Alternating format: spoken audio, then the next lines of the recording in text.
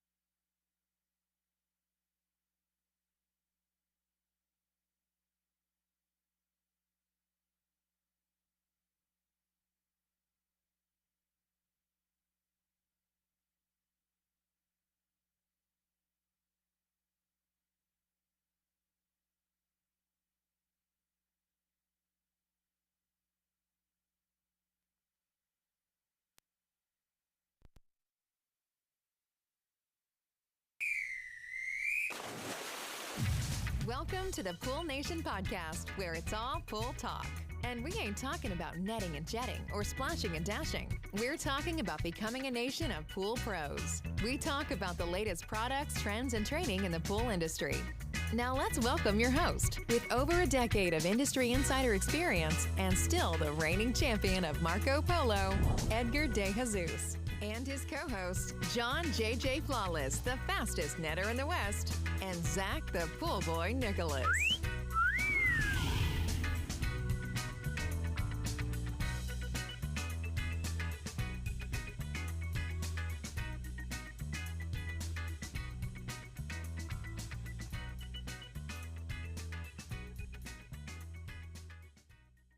Welcome, everyone, to the Pool Nation Live podcast. I am your host, Edgar De Jesus, and yes, I am the reigning champion of Marco Polo, along with Mr. John J.J. Flawless, the fastest netter in the West, and the famous Zach, the Pool Boy Nicholas. Today, we're talking to the winner of the 2025 Trainer of the Year, Mr. Rocco Russo. Let's go. But before we do that, I want to welcome everyone to our live podcast, the podcast where it's all pool talk. And we ain't talking about netting and jetting or splashing and dashing. We're talking about becoming a nation of pool pros. And yes, we will talk about the latest products, trends, and trending in the pool industry. But I do want to thank our sponsors, our visionary sponsors, Mr. JJ Flawless, for helping us out. It's weird not having JJ here today, just kind of throwing off the whole game, you know. Where are you, John? Yeah, see? Just John is so far away that he's throwing this whole thing for a curve here. What's going on? But anyways, hey, we're going to bring John back. But before we do that, I do want to thank our visionary partners for this podcast, the SPPA, Blu-ray XL, Aquastar Pool Products, Natural Chemistry, Raypack, Heritage Pool Supply, Hayward Pool Products, Poolside Tech, Pool Brain, and Knee Deck. We want to thank them for their continued support. Mr. Zacharias, it's been 3-4 weeks since we've been live. How you doing? Good. I was expecting you to nail that, but I thought he did great. That was very smooth. You're a very like half glasses half full guy, though. Is what I'm learning, guilty as charged. So. Yeah. Yeah. No, I'm doing really good. It's been 3 weeks. It definitely seems like it's been an eternity since we've gone live. So I hope that everyone's here tuning in today, because I think we're gonna have a really good conversation with Rocco. We've got to really get to know you over the last 24 hours. Had a lot of fun yesterday hanging out and learning about your story, and we'll get into all of that. And dinner was definitely fun with the boys last night. So It was a lot of fun. How awesome was that they just happened to be in town? Yeah. A couple of my colleagues were training down in Plano, and it was great that they got to meet up with us. Yeah. Casey from Kansas City and Kevin from Nashville happened to be in the Dallas area. We all got together for dinner, and yeah, that was a great time. Yeah, it was a good time. Yeah. And it was when you said that 2 people are coming, I thought it was just like your local reps from out here. Oh, sure. And Yeah, then they showed I up and gotcha. I'm like, the trainer, and then I'm like, just happened to be in town. I'm like, We're here, we're there, we're everywhere. You're everywhere. Roy Kent. Roy Kent. Yeah, no, it's I had a great time with you guys as well, showing me around the city, some really cool stuff. That coffee shop was outstanding. Oh, yeah. And I got to say, how do you go from being the reigning champion in Marco Polo to being a multimedia mogul? I mean, this is all really professional. and well done. This John, is impressive. You help, guys have John. this dialed in. Lifeline, This is John. wild. Yeah, I was just saying. I mean, it's really impressive what you guys have been doing. And you know, I'll tell it to anybody that'll listen. You guys are such a positive voice for the industry. Instead of tuning into the classic rock radio station in the city where you're cleaning swimming pools and fixing equipment, you should be tuning into podcasts like these where, you know, you're going to hear some very positive things about our industry. And, you know, hats off to you. I applaud you guys for what you do. Thank Great you. I stuff. Great appreciate stuff. that. Appreciate that a lot. Honored to be a guest. Big Mr. time. Flawless, what's going on, brother? I'm back, baby. Yeah, I'm back, baby. Yeah, look, I mean, we haven't been live for a few weeks, and usually, I mean, every year it's the same thing. You know, holiday season. You know, we believe in family and doing what we need to do, and it's been a busy few weeks for all of us. But being live for 3 weeks, not being live for 3 weeks has been a little rough for me. But not only that, I think it's been like 4 weeks since I've been on the podcast Because you went, you went on that vacation. That I forced did. I know. vacation. See, right. Forced them. And this is why I don't go on vacation. But you know, and this might sound silly, but I was literally pumped up yesterday on, I can't wait to get back on live and do the podcast, because we've grown to truly love and appreciate doing this, because nothing better than talking shop, right? And talking to your fellow brothers and sisters out there, and helping them out, answering questions. But this one's especially special for me, and it's kind of surreal because you know, and I spoke to you a little bit about it on the phone earlier, Rocco, that I remember, you know, years ago, 10 years ago or whatever it was, and I was sitting there watching your videos and learning from you, and to have you here in our podcast studio, and you being honored with the Trainer of the Year award. It's just unbelievable. If you were to ask me 10 years ago if I saw this happening or being in this situation, it's very humbling on my behalf. And I want the world to know, you know, what you've done, and the impact you've had on the industry, and the impact you've had on me, because I I make it very evident. I've told all the people that in our community and over the years that if I was self-taught, you know, because I came from an area or from a position where there wasn't that camaraderie that we had back then, and it was more of eat or be eaten, and you were competition, and nobody wanted to help anybody. And you know, everything I learned was from trial and error, and trust me, there was a lot of error, right?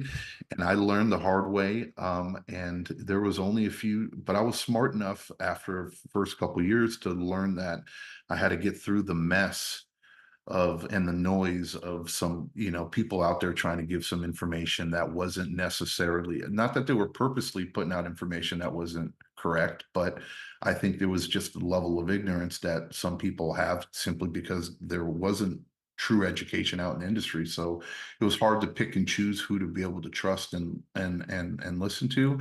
And you were definitely one of those teachers out there that I watched videos and I learned from, and I can clearly remember, you know, sitting down and listening and watching those videos online. So, Which I John, just by the want- way, John, by Yeah. the way, he never mentioned that yesterday, not one bit. And I think it's because he didn't want us to go back and look at those videos from back then, right, Zach? There was a lot Dude, less of me. First I'm hearing it. John, he kept it really less quiet. quiet. Yeah. And by the way, John, when you brought it up in the truck, I think he went like really white, like, oh no, they're gonna search No, YouTube. It's okay. No, What an it's really honor cool. to hear you say that, JJ. It's not the result of a single person's effort. I mean, I have such tremendous support from my team, from, you know, David Van Summer in the office, who helped produce those videos and create the website that they're on, FluidraProAcademy.com. Shameless self plug there. You know, my team, Alex Krayeski and Kevin Poe, Creighton Coleman, John Murray, Casey Swartz, Valerie Carlson. The training team here is so supportive. We're all in. Every one of us has a passion for elevating the industry, and it pleases my heart to hear that you got some value out of the work that we did, because that's what it's all about. If I teach a class, or if I'm running a workshop and people don't come up to me and say, hey, you really helped me there, that really simplified something that used to be confusing, I don't know if I would continue to do this. I think, when you feel appreciated, you always give more, and hearing your testimony is going to make me work harder to make sure that message gets delivered to more people. So thank you for saying that. That was very, very nice. Absolutely, brother. And I mean it. As you get to know me, I don't BS. So I'm straight from the heart here, and Right on. much appreciated. So thank you so much for taking the time to come out and doing this podcast with these two knuckleheads out in It's an honor. Yeah. JJ was a little jealous. He couldn't come out. Yeah, I was not jealous. I was irritated. He was irritated last night, calling me a little bit, but kind of cranky about it. If you lived here, just saying. Shots fired. Pow, pow, early. Damn.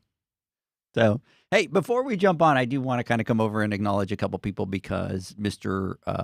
Corey Holland is on. Big shout out to you out there, brother. Thanks for jumping on. And by the way, Jeanette, first one to say, glad to get my routine back on track, guys. So, Jeanette, absolutely got nothing but love for you out there. I do have to call you because we have some stuff to chat about. Mr. Matt Mann, what's up, boys? Big shout out to Mr. Flawless. And then coming out here, Mr. Jay Breckfields, what's going on? Golden State Pools, Calavan's Pools, Jonah Lee, big shout out. We need to connect as well. Miss Michaela with Pool Brain is saying, hi, guys. Good morning. Coastal Wave Pools out there. Ernie, the real trio, Fabrizio, all the way from Florida. And he is saying, good morning, guys. Florida finally got cold, woke up into the 50s. I'm like, yeah, I think we're kind of all. As a matter of fact, John, where you're at, how cold is it today? I don't really know. You haven't gone outside? Probably in about the 70s or 60s, but I can tell you where we live in the Coachella Valley, yesterday was 87 degrees. Man, so it's just us that are getting that. Yeah. So anyways, Mr. Fabrizio, yeah, for Florida, 50 degrees is, they're probably wearing parkas and beanies and gloves, right? So, Mr. Gray Shark Pools, what's going on? Mr. David Jones, and one of our favorite persons, Zach, is on listening to us. Did you see who it was? I did not see, but I'm guessing it's my mama. That's what we're talking about right there, baby. Big shout out to Tori for jumping on here. We always love having you on there. It's and by the way, they're all together right now, and I got the whole fams at the house. So do you think that they have the TV up on the wall and they're watching all Dad on there? Or I don't know if my dad would allow that to happen. No. So, yeah. So do they think that you're cool, or they're just like, it's Dad? Like, let's cringy. I think my kids think it's cool, but I don't think my dad thinks it's very cool. But that's because your dad's a man's man. You know what I mean? It's like, he's like, what's this social media stuff? We don't need none of that kind of stuff. And I'm sure when you tell him, Dad, I'm on social media, he's probably quietly kind of a little disappointed. Well, get out there and turn some wrenches. Yeah. We'll leave it there. So, Poolside Brian, it left 22 this morning in Indy, just landed in DFW, so that is definitely a lot warmer.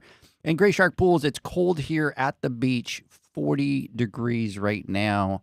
And Gray Shark Pools, I think you're in North Carolina or South Carolina. Let me know, because I can't remember.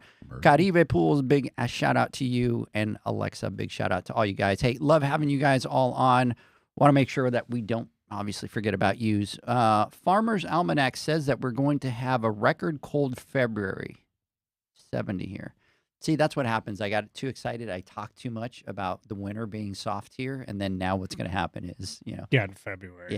Yeah, exactly. Hey, Mr. Roberto Aquatica, what's going on, brother? He's all the way out in Florida as well. So, anyways, just wanted to make sure that we kind of connected with everybody out there. We'll keep taking your questions, keep chatting out there. Mr. Rocco Russo, good morning. Good morning, sir. How you doing? Nerves are still a little on edge, but kind of settling in. This is great. We should have brought him a couple shots of tequila to kind of settle that down. I break out in handcuffs if you give me tequila. It's the allergic reaction. Allergic reaction. Yeah, he brings the handcuffs with the cops that are coming behind, right? So, anyways, we're excited to have you, man. Excited to have you come out to Appreciate Texas, spend some time with us out here. It was great, hearing your story and, going back. And I mean, you've done so many things, and we're going to share that today because you had an interesting story. I think most of the time we talk to people, even Zach's, which is not normal. It's like he started doing repairs first and then got into service, where I think a lot of times I started in service, went into building renovation or retail or any of that. But you have a really interesting one because it's completely out of the field, and we're definitely going to talk about that. But wanted to welcome you. We're excited to have you and hear your story. Trainer of the Year, excited that you won that. Very well deserved. What a moment. Dinner last night with the team was great, and we were.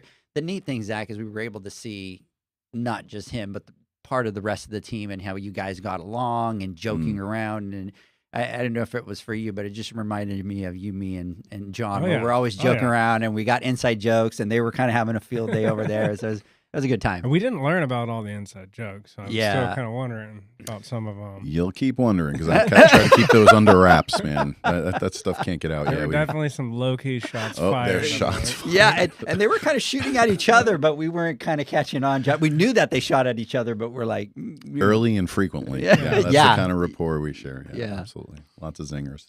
But yeah, we're extended family to each other. Just being around one another makes us better. You spend time with any of the members of my team, and you could see that the combined years of field experience Yeah. in my training team is well into the couple of 100 years between the whole staff. So it's just a great group to be a part of. Yeah. They're good dudes. Yeah, and they're very knowledgeable about the products. Remember, they're like, "Hey, that doesn't connect to this, Yeah, and that connects to a third party, and no, that doesn't connect to that." No, yeah. So it was kind of fun times. So They like to show off that they're an encyclopedia of pool It was equipment. definitely a typical Yeah. pool guy dinner, I'll say that.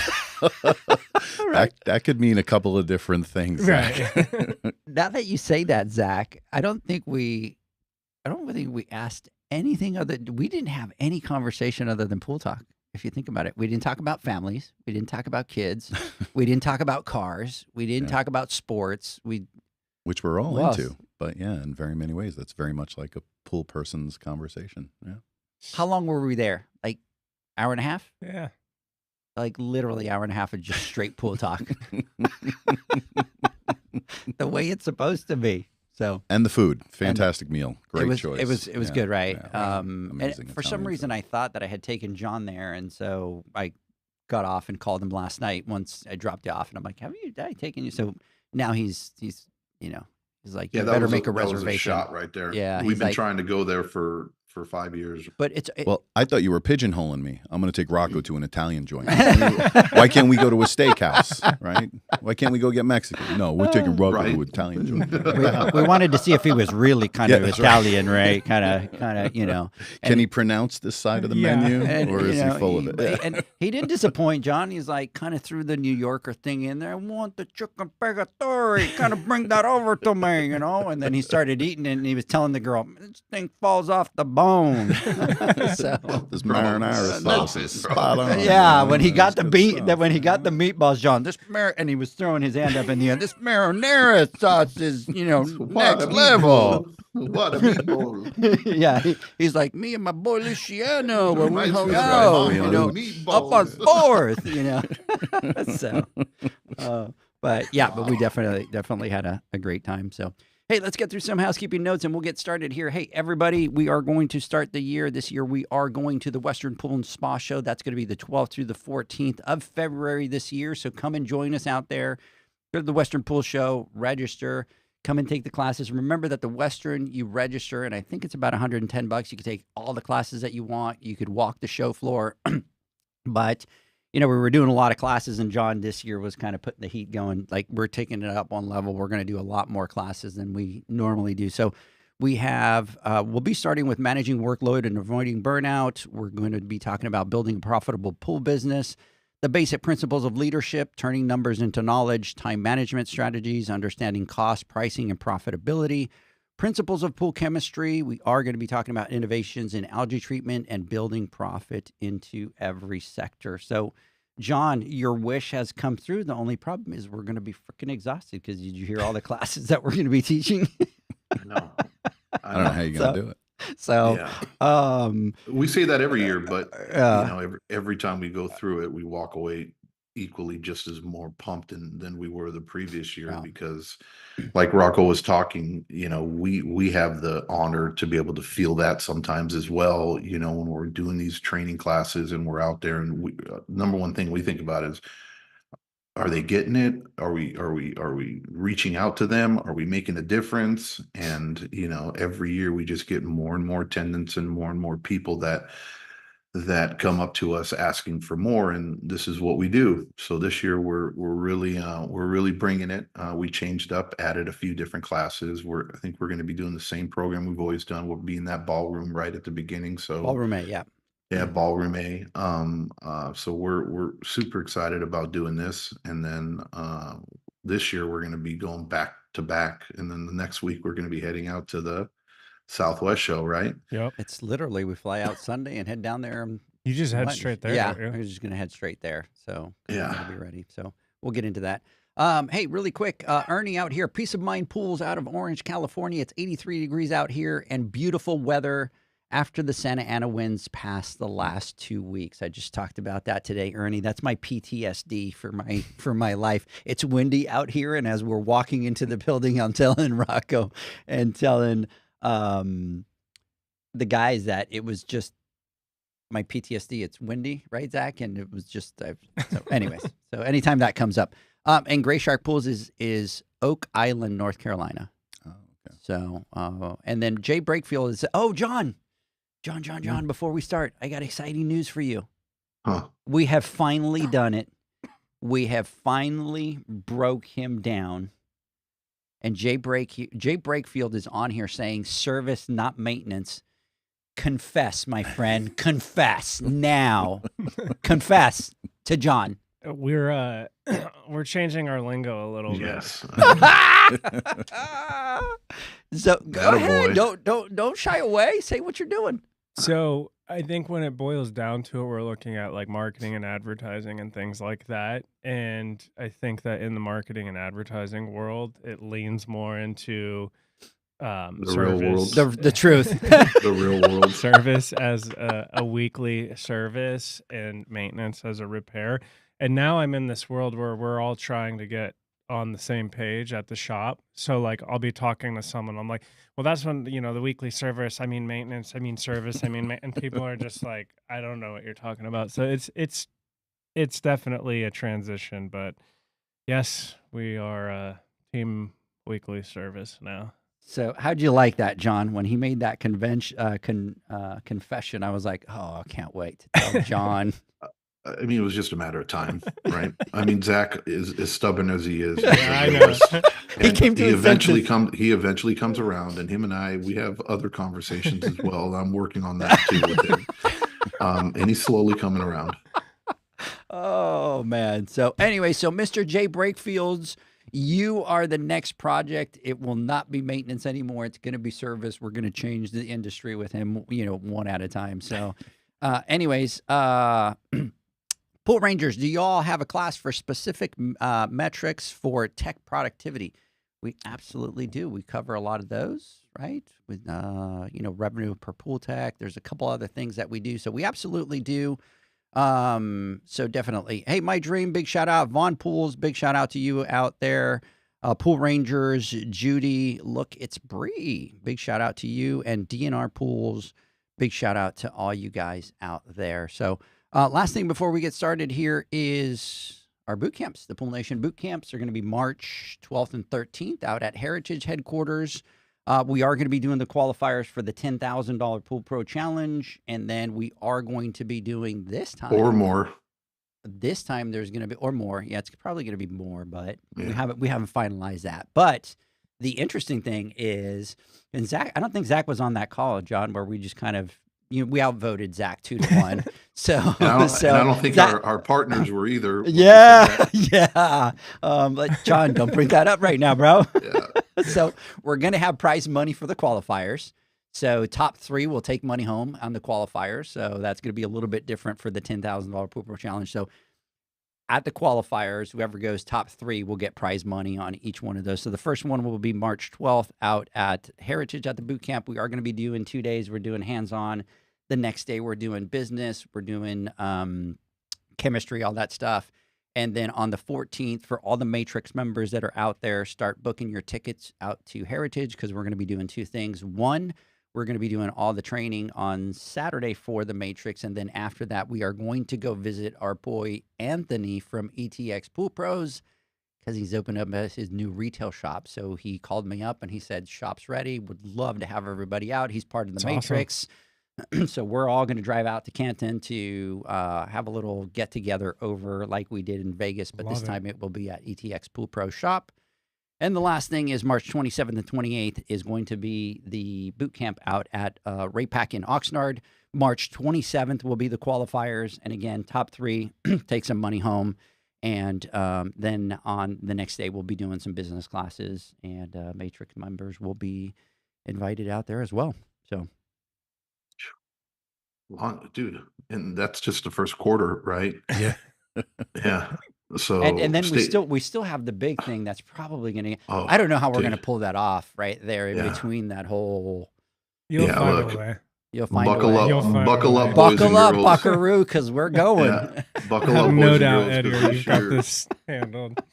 yeah, this year is going to be a whirlwind of activities and things that we're going to be introducing and launching and stuff.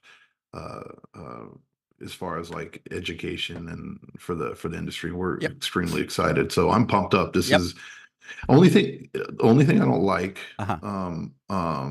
is during the beginning of the year, it I love how fast it flies by, right? But then once we're all done with it, it's like you look and it's like the year is gone completely. I don't know, it just Well, zooms by really quick. here's what happened to me this year, John, and I fell victim to it again, right?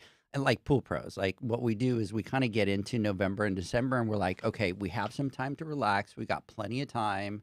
I'm just going to take a little bit of time off here and kind of take it slow and ease up, and then I'll kind of start get.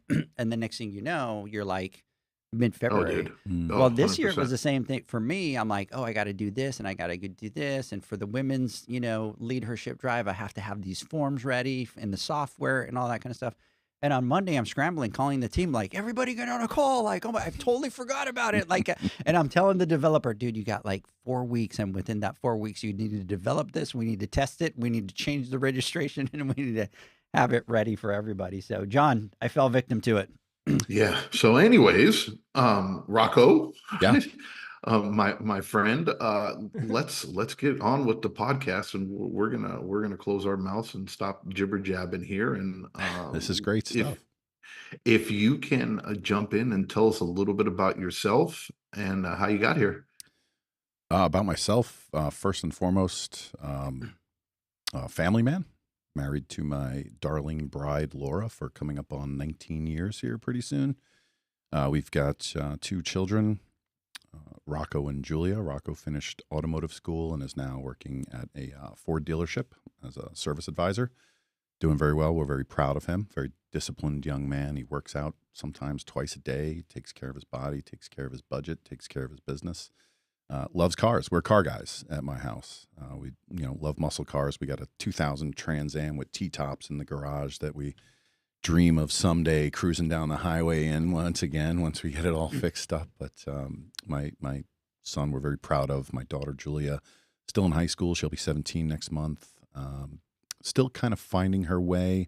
We thought she figured it out. She was in ROTC for the first couple of years of high school, but when she was younger, she had scoliosis corrective surgery, and since found out that she wouldn't be able to sign up to go into the Navy, which was her original plan. So now she's in between possible theater, teaching, music and theater, or possibly something in the nursing. So she's she's finding her way. She'll figure it out. She's got a good head on her shoulders. She's strong-willed. You raise a strong-willed daughter because you want her to be able to impact the world and decide how her life's going to go instead of have life happen to her. She's going to decide what she's going to do. And then I try to talk to her and teach her stuff, and we're just battling it out. She's just like not listening to a word I'm saying. I'm like, why did I create this monster? But yeah, I owe it all to my wife. The job that we do with the travel and whatnot. She's the anchor of it all. She keeps it all running. I try to when I get home. So if I'm traveling, I try to get home and just not interfere with what she's got going on. Right? It's a tough gig sometimes, and you're talking about the first quarter just disappears. Right? It's the same with our training season, and I would venture that a lot of the industry works this way. You work your training season from mid-August to April, and then you think you've got all this time to get ready for the next season, and then all of a sudden the next season's on top of you already. Yeah. So in the quote-unquote off-season, we're building our simulators, we're working on PowerPoint presentations, we're gearing up for new product development, how we're going to launch it, how we're going to teach it, how we're going to empower the technicians to succeed with these products. And all of a sudden it's, oh no, you got to get back out and start training again. It's like, how the heck did that happen? How are we here already? Right. Yeah. So I totally relate to all that. But, back to my point, coming home, just try not to disrupt what's going on, try to contribute. I love to cook. So all weekend I'll cook so that they have meals that they can just grab and heat up and go. Because they're all very busy. So, I'll try to make a few things. I'll make sauce. I'll make some tortellinis or some baked ziti or whatever. I'll make some ribs out on the back deck, put those in the fridge, just grab them and throw them in the air fryer for a couple minutes. You got a meal ready to go, just heat up some rice and some veggies. So, yeah, try to take care of business while Laura's taking care of business at home. It takes a very special family dynamic to be able to handle this type of work, as I'm sure you guys know. So do you come home and you start to kind of, obviously they have a routine, right? Right. And you come home and you start to disrupt that. Does she sit you down and go, sweetheart, Yeah. sweetheart, like we got this, like there's a routine. Yeah. Just let us do our thing. Yeah. Yeah. Yeah, I'm a bit of a know-it-all. So I hear, right? So, oh, you're doing this wrong. Oh, you're doing that wrong. Just shut up. This works fine when you're not here. Don't worry about See? it. Right? Yeah, See? exactly, It's like, yeah. and it's funny because you say that, and it's funny because I was talking to somebody else that travels a lot, and does that, and they were joking around where they're like, I like to be on time, right? And if you're on time, you're late. And Yeah. then what ends up happening is I come home and it's 5 minutes and they start, 5 minutes before the bell rings at school and they're still at home. And I'm stressing going, why are you guys not ready? And the wife is like, babe, we've done this for 20 years without you. just we love you. Just let us do our thing and let us do it. And then they were like, so those are the wife talk. She just pulls me to the side and says, we survive without you. Just let us do our thing. So How do you possibly survive without me Right, calling the right. shots around here? Right, Are you exactly. crazy? You're not doing it the way I would, So yeah, take a back seat, try to contribute to what they got going on, and don't get in the way. yeah, don't get in the way, definitely. So, Mr. Rocco, we were really excited to kind of hear your story. So, like I was mentioning a little bit earlier before, normally we talk to people, and a lot of the people that we talk to are kind of, especially when it comes to the repair side, the build side, all that, they start somewhere in the industry and kind of move into the other verticals of the pool industry. Yours was really interesting because you had nothing to do with the pool when you started, Correct. but you were very mechanical. You were running, businesses, you were doing all that. And I think something parallel to kind of what we do, right? And so Absolutely. you started on the HVAC side, which Yes, I sir. find, very interesting, especially now that we're doing stuff like, heat pumps and stuff like that. And I think a lot of people are worried from the, HVAC side to work on the Freon and work on, all those different type of things. So tell us a little bit, take us back in your journey, and we're going to kind of do a deep dive into your journey, but take us all the way back. Tell us what you were doing there so that then we can kind of go into the transition of how you got into pools. All right. It's, I'll go back to being 20 years old in New York working at a deli, slicing meat and making sandwiches and, putting chicken cutlets on the grill to make chicken parm sandwiches for some customers coming through the deli. I had a group that would frequent the deli that would always wait for me. Right. If somebody else, another clerk was ready to take their order, they said, no, we're going to wait for him. And the reason was they knew that I was expedient. I I guess I made a great sandwich. Go figure, right? But Can you tell us? Can you tell us that with the New York accent, how that kind of went back over back then? well, I'd be like, well, "What are you talking about? You want mayo on your Italian? Nobody puts mayo on the Italian. You want oil and vinegar. What are you talking about, right?" So Where are you from? Like, you're not from New York. Oh, Get he's out got to of be here. from Jersey. Or he's from Staten Island or something. What are you doing, dude?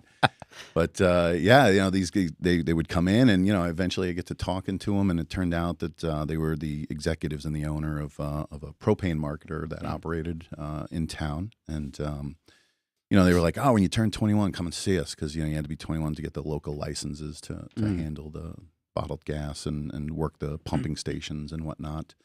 So over time, I got to know these guys. They got to see me as a hustler. And it reminds me of something a good friend of mine, Scott Ferguson, told me. He said, if you're held in high regard, opportunities will present themselves. And these gentlemen held me in high regard, and they presented an opportunity. And I went to work for them when right before I turned 21, started working at the supply plant. And what that entailed was qualifying tanks. I worked under somebody for a little while, but he went on to work for Port Authority in Manhattan. So I took a management position at 21 years old with 2 people working under me. And it was very important work. I had to drive 10,000-gallon transport trucks to park them at the racks to offload them at the bulkheads. And then I was loading bobtails at the bulkhead. And I was managing the parts inventory trailer. So I got to see, because it was a mechanical company. We were, repairing and installing boilers, furnaces, tankless water heaters. We did geothermal. We did, you name it. If it had to do with heating, we were involved. And was that just residential or residential, commercial, everything? 90% residential with a little bit of commercial mixed in. And also pool heating, right? So in the summer, this was out in the Hamptons on the east end of Long Island in New York. So, some very high-end customers, you got to have your heated pool. If you live in Manhattan and you're a millionaire and you spend your weekends in the Hamptons, if you show up and your pool heater doesn't work, well, all hell's going to break loose, right? Right. So I was managing this plant, and I saw that I was butting my head against the ceiling. I couldn't go any further with it, and I wanted to become a service technician, but they wouldn't train me. And it became very frustrating. I went to my grandfather, who was a very influential person in my life. My grandfather was might as well be my father. He calls me his favorite son. He has 2 sons and like 4 grandsons, and I'm his favorite son, or I was. God rest him. But I go to Grandpa and I say, "Grandpa, what do I do? I feel like I'm going nowhere with this. I kind of enjoy what I'm doing, but not really." And he says, "Well, what's it take to be a service guy?" I said, "Well, you need CDL driver's license. You need your HVAC type 1, type 2. You need the county restricted plumbing and restricted electrician's license, because you have to tie into potable water. You got to connect to devices downstream of a breaker box, etc." He goes, "So go get all those licenses, present them to them, and have them train you." I said, I can't do that." He goes, whoa. Replace the word can't with don't want to. I go, "I'm not going to say that because I really want to." And he said, "Well, then go freaking do it." Yeah. And I was like, replace the word can't with don't want to. And that stuck with me sticks with me today. Whenever I hear myself say I can't, I replace it with don't want to. And I say, "Oh, that's BS. I really do want to, so I'm going to." So I did that. At nights, I'd get out of work. I would take the study classes, went out and got my licenses, and presented them to the dispatcher. One Monday morning, I said, "Put me on a service truck or somebody else will." And he called the owner into the room, and the owner's like, "Well, what are you waiting for? Put him on a service truck." So I started learning the ropes with the service team as an apprentice. And one of the things I told my son when my son was in high school, he was a varsity wrestler all through high school, but he wanted to play basketball. He's a pretty tall guy like I am, and he got cut from the basketball team in 9th grade. And I tell him this story, and it's the God's honest truth. The very first pool heater that I went out to repair after doing a few months as an apprentice on a service guy's truck resulted in, after I got done, quote unquote, fixing it and got on down the road, the homeowner called the fire department because the door blew off the heater across the yard. So the fire department was there 20 minutes after I fixed the pool heater.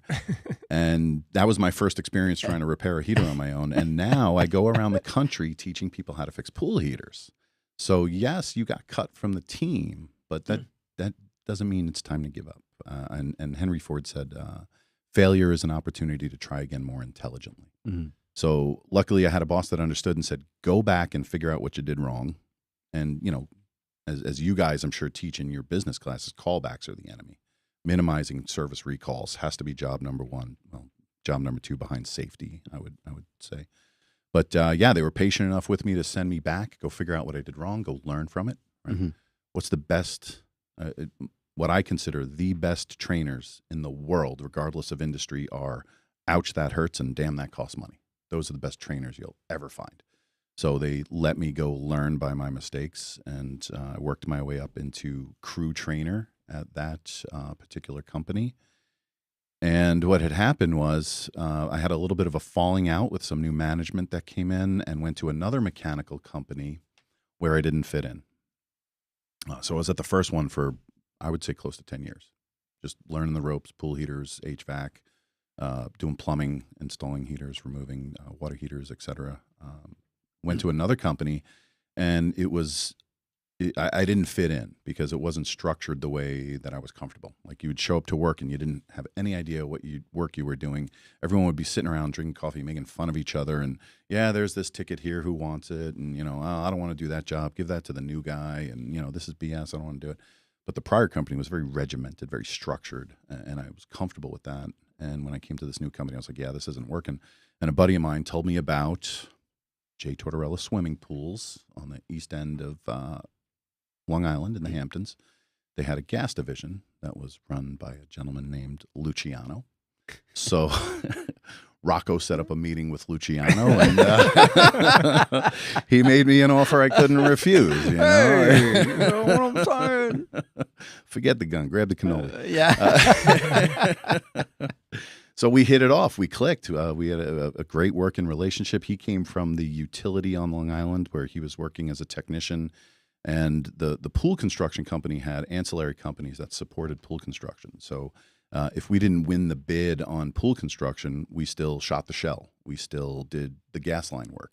So the pool company was the main company, but everything else supported it. And I went to work for that department, and it opened my eyes to the pool industry, and learned about, the automation and the salt systems and the in-floor cleaning and the automatic pool cleaners. And it was fantastic, and it reminded me so much of what I had already known, because a lot of technicians in our industry don't understand the parallels are so similar. Like, if I'm in a basement working on a boiler and the circulator failed, it's got to circulate hot water, 180-degree water, up 3 floors to an attic air handler. You got to read a pump curve. You got to read head pressures. And if that circulator fails in 3 years or so, it's probably the wrong circulator for that application. Someone just put it in without researching. So I was always the one that would say, okay, well, this doesn't seem to be the right product for this application. Let me check the pump curves. Why did and the it head fail? pressure. More Right. than, yeah. Yeah. I'm not just going to replace it and then move on, and then in 3 years have to replace it again. That thing should last 8 to 12 years if it's installed properly, if it's plumbed right, if it's in the right application. Same thing with fan motors on a distribution fan on an air handler or a package unit, a warm air furnace, or what have you. Replacing that motor is very similar to replacing a motor and seal on a filter pump. And the skills and the dexterity and the smarts that are required to excel as a technician in that industry are exactly parallel with what it takes to excel in this one. And that always bothered me, that there was this misnomer about, oh, you're a pool guy. You're a scientist, right? Mm-hmm. You're a chemist, you're a gas guy, you're an electrician, you're sometimes a carpenter, you're your customer's therapist sometimes. Now I'm asking you to be an IT guy with these web-based automation systems that are in the market these days. So the skill set that's required to excel as a pool industry technician are astronomical compared to most other industries where you only have to know one thing. All right, automotive, right? You just have to know these cars. Or HVAC, heating and air conditioning, or garage door openers. They know one thing, Right. We know a little bit about a lot of things, and it's always fascinated me, and it intrigued me, and even to this day, I'll be home, I'll be reading industry publications. I'm like, don't you get enough of this shit? No, I like it. This is what I do. This is my thing. I want to jump in here because I think this is super important. I think there's a lot of lesson in your story. And when we were talking about it yesterday, we kind of sidebarred into this a little bit that, you know, maybe people aren't, you know, I talked about like people coming into the industry and not investing in themselves. And there's a lot of people that do, but a lot of people kind of dabble and they're maybe hesitant to invest in themselves. And when we look at your story, like you kind of dictated and determined what you were going to do. Like you created that path for yourself. I have a saying, and it's on a banner that I printed and put in the shop that I think you'll appreciate it. It's don't wait for opportunity, prepare for opportunity. I love that. I wanted to ask you around that, like, what would you maybe say, or what advice would you give to techs in the industry? Because, like you were just talking about, there is a lot to learn and understand as a pool technician. What advice would you tell them when it comes to whether or not to take that effort to invest in themselves? Yeah, that's a great question, Zach. First and foremost, I mean, I'm going to break it down to simplest terms. If you know you're going out there to repair something the next day, you know, don't stay up all night hitting the vape pen playing video games, right? Take this seriously. If you apply yourself and you can become that crackerjack mechanic and you can learn these techniques to troubleshoot and learn the procedures and proper installation, et cetera, this industry can take you far. Just, you know, if you apply yourself, and a lot of that, you know, again, as I mentioned, I owe a lot of that to Grandpa. I had somebody that with a lot of wisdom that was able to help kind of, you know, I did all the rowing, but he did the steering, is how I like to remember it. I was putting in the hard work, and it for the time that I was a tech, you know, there was a period of time that I was going to school at night. I was trying to finish up my college to become a history teacher. And I had a boss tell me, you know, my boss comes to me and he's like, why are you doing this? You know, you're a $36 an hour mechanic. This is 20 plus years ago. You're turning down time and a half to go work a job where you're going to make maybe $55,000 a year. You're going about this the entire wrong way. Keep doing what you're doing. Keep learning what you're doing. And then maybe someday you could transition into a similar role as what you're after. Because I always knew that I wanted to promote people, and I wanted to help. I want to be of service. I have a servant's heart, and that's why I was okay being on call. Right, somebody would page me back in the day before cell phones. I'd get a page from the answering service. Got no heat at 1 a.m. Hey, you know, you can come and help us out. Absolutely, I'm on my way. You know, there was even a time I was an usher in my aunt's wedding, and I'm getting a call. I got an emergency no heat call. I gotta get on to. You know, can we get these pictures taken so I can get the hell out of here? You know, I gotta take care of some people. I got a code 23. Can we move this along here? Exactly, but you know, it's always been my heart to help, and you know, without going into too much detail, you know, I had a bit of a tough upbringing. My parents were teenage parents. They were 17 and 18 when they had me, and I was their second kid. Right, so we struggled, and I had a teacher that was influential to me. So I kind of wanted to be a teacher so that I could be influential to others to show them that, hey, there's hope. You know, you're not defined by what happens around you. Right, and I tell my son this: the same boiling water that hardens an egg softens a potato. You're not defined, your life isn't defined by the chaos around you. It's defined by what's within you and how you're reacting to what's going on around you. So you might think, oh, this is happening to you in life. It's not happening to you directly. It's just happening. Your attitude is going to determine how you handle it, how you approach it. Are you going to stay positive? Are you going to keep driving forward? Or are you just going to lay down and let it kick you? You know, get up and swing back, you know? I love it. I Yeah. mean, there is so much there that I think a lot of us could really, you know, take and run with. And I love the can't or don't want to. And I think that's the crux of a lot of people's situations. Yeah. Yeah. The immediate reaction is, oh man, I can't do that. That's overwhelming. Yeah. Life is going to present challenges to you. Are you going to say, oh yeah, watch this? Yeah. You know, oh, that seems like a challenge. Watch this, MFer. Yeah. Or are you going to say, oh no, that's too much for me. That's not my style. So you make the transition. You go over to working for, you know, the pool company, right? And then what's kind of a little bit of your journey through that transition part of your life? Well, for one, I was extremely proud to be a part of that organization. Fantastic organization. And we sold high-end pools to high-end people, and a lot of the times our bids were going to be higher than our competitors. Even when I was, so I was running the gas heating division. If it had to do with heating, I was involved. I was doing, gas fireplaces for mansions in the Hamptons. I was running, natural gas meter sets, 4-inch underground poly to a mansion with like 6 boilers in the basement. So if it had to do with heating, we were there. We were warranty reps for all the HVAC systems, the boiler systems, all the pool equipment manufacturers. So I had my hands in, and my techs that worked for me had our hands in everybody's equipment. So we got to see a lot of it. And like I said, sometimes we didn't win the bid on a swimming pool construction site, but we got called in to do warranty repair work on some of the equipment that was there. So I got to see some of the differences. And I understood early on the difference between a high-end swimming pool that costs 60% more than the next closest bid and somebody that got in there with a super sharp pencil to make that number as low as possible. And if you look for the details, they start to become obvious. And, one of the things that, we prided ourselves on was no compromise. If a homeowner wanted to sit in their hot tub with a whiskey and a cigar and turn on their water features, their waterfalls, and their deck jets, they could, because we had separate plumbing systems for the water features. If they were sitting in their hot tub, and I'm not knocking a pool spa combo because they're wonderful things. They get pools in backyards that otherwise might not afford them. But in a high-end market, a pool spa combo, when you're sitting at your therapy jet and the heater comes on trying to get your tub from 103 to 104, you can't sit in front of that jet. It becomes too hot. You got to move. Well, if I have heated returns coming out of the footwells and a separate pump and plumbing system for my spa jet returns, now I can get the therapy where I want when I want it. I don't have to compromise. More skimmers per square foot. So the pool circulation system would keep the surface clean, so the homeowner didn't have to. And there were so many things, even down to the grout lines on the coping. Every grout line was the exact same width, and the cuts were precision.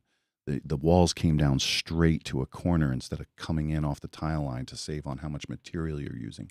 So discerning customers value that no compromise approach. And when you're around the different levels, if I'm sitting at the deck or patio and at my fire pit, I don't see skimmer mouths across the pool. Those are on the close side, the near side to the house.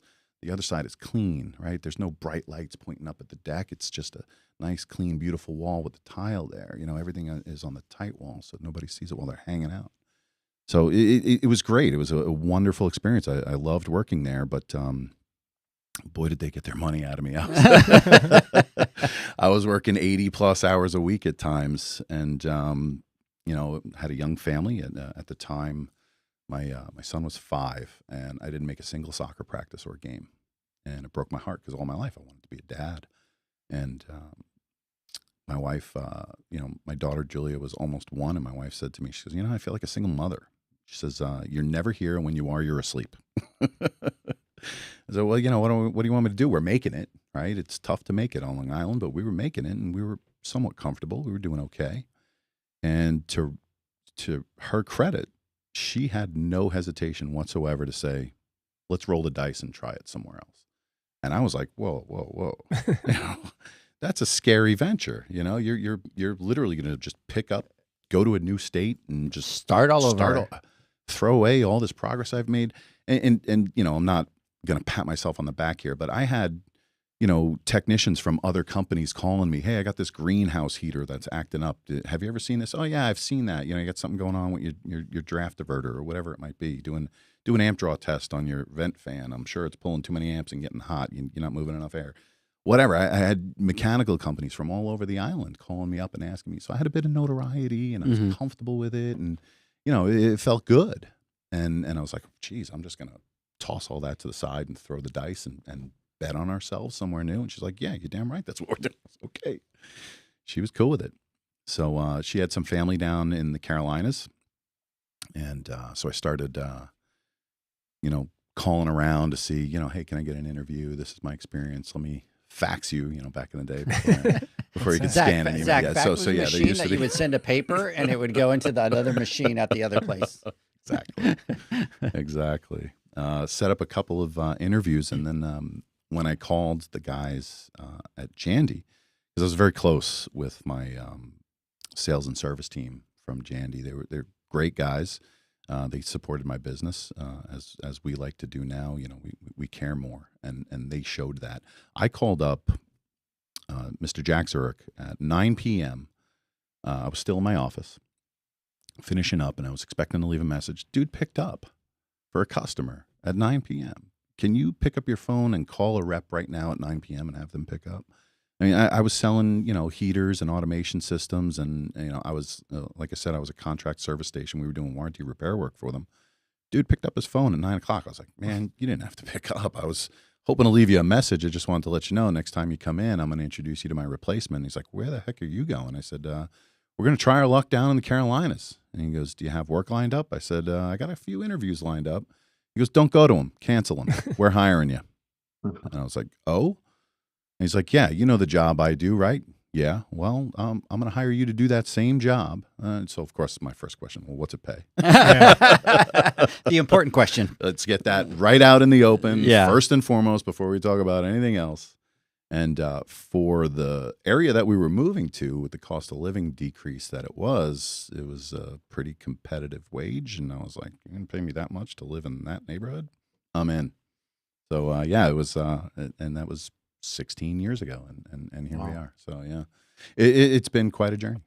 It's been a journey. Couldn't have guessed the path, right?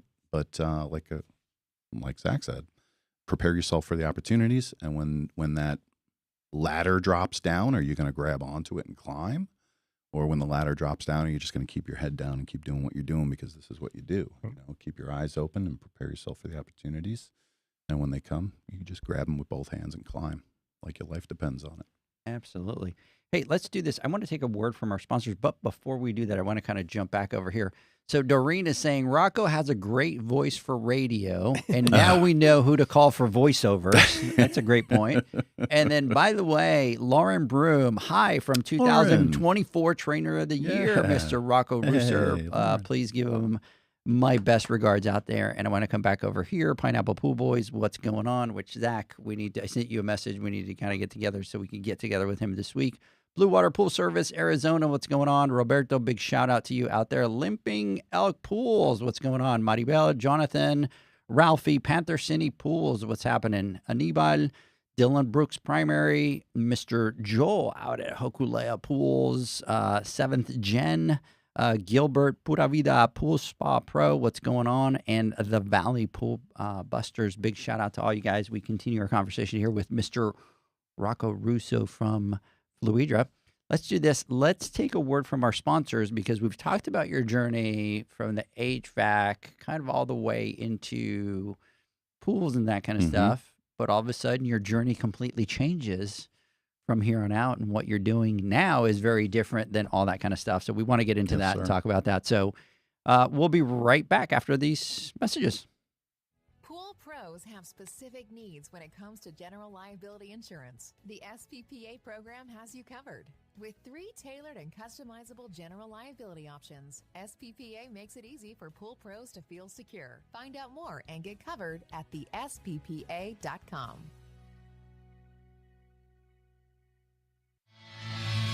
Now available, Pool Invoice. Pool Invoice is a pool billing software created specifically for the pool service and repair industry. It's developed for our industry and only our industry. Pool Invoice is built with recurring billing in mind.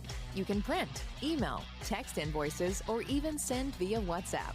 You can add reoccurring or yearly charges, accept credits, and set up autopay. You can even see when customers have seen the invoice. It even has a customer portal where they can log in and see, print, and pay invoices. It has all your customers' information on one page, so you don't need to search through hundreds of invoices looking for the one you need. Just go to the customer profile and it's all at your fingertips.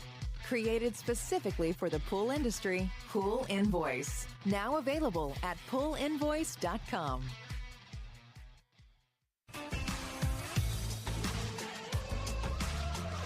Blu-ray XL is the power of minerals working for you. Reduce your overall chemical costs and labor up to 50% guaranteed. Whether you have 20 accounts or 20,000, Blu-ray XL's direct pricing and free shipping to the pool trade have you covered. Improving pool professionals' profit and work-life balance is what they do. Blu-ray XL, the real mineral purifier. Visit them at BluRayXL.com. Blu-ray all day. Aquastar's new pipeline cartridge filters, available in 2 sizes, deliver top-notch hydraulic efficiency along with best-in-class filtration performance, approaching that of DE filters. Uniquely designed, open pleat spacing means 100% of the media square footage is usable. And these claims are backed by NSF test results. Designed with the pro's time and comfort in mind, the patented double locking system improves safety and ease of access, making filter cleaners faster than ever before. Available now. Ask your supplier for pipeline filters today. Natural Chemistry, a leader in specialty water care solutions for over 30 years, is proud to provide products that make pool service easier than ever before. Its unique enzyme formulations in Pro Series Pro Blend improve efficiency of your pool program while reducing frequency of filter cleaning and scum lines. Natural Chemistry is also well known for its wide variety of phosphate removal solutions that include a non-clouding formula in Phos-Free and extremely high-range removal with Pro Series Phos Remove or Phos-Free Max. Save time, save money, save work with Pro Series products. Stop sacrificing durability or efficiency with the help of Raypak's new Avia HD models that utilize NITEC, their exclusive industry-first technology. NITEC heat exchanger technology is Raypak's latest solution to superior strength and maximum efficiency when it comes to residential pool heating. With 900% more nickel compared to copper nickel in critical surfaces, NITEC creates an ideal surface to protect against scale formation and erosion without compromising on Avia's 84% thermal efficiency. Learn more at raypak.com/NITEC. The next evolution in lighting is here. Universal Color Logic 2.0 from Hayward. The latest in pool and spa lighting was designed with you in mind, making installation a breeze. Upgrades include a detachable cord and first-of-a-kind adjustable lower catch to overcome variations in plaster thickness. As always, Universal Color Logic lights retrofit into virtually any in-ground pool or spa while delivering industry-leading, vibrant color. Visit Hayward.com to discover more. Welcome back, everybody, to the Pool Nation live podcast. God, it feels so good to be back. My chest feels just like this part of my life was missing, John. It was like, we just needed to get back on track and do Dude, stuff. his energy for like the last, 12 to 24 hours, he's just been Unbearable. on cloud nine. That's one way of No, putting it. look, We were I feel the talking- sa- We were talking pools, John, last night till like 2:00. He finally turned to me and he goes, "You know what? You just need to shut up and go to bed."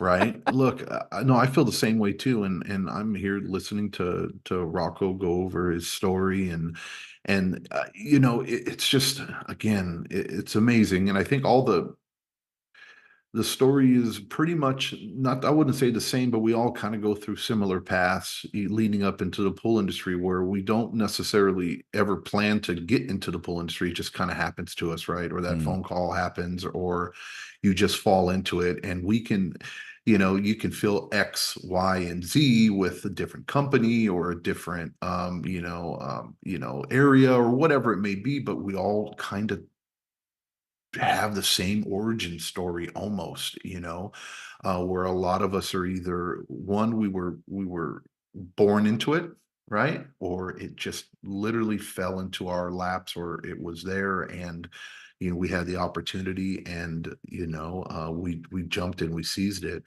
And it was pretty awesome listening to your story. And thank you so much for sharing, the details about your family and those sayings about your grandpa especially too. I'm listening to that, and I can hear the same things from my father and the things he taught me, and he taught me similar lessons as well, and it's shaped my mindset and the way I approach things in my life. And God rest his soul as well. He's passed.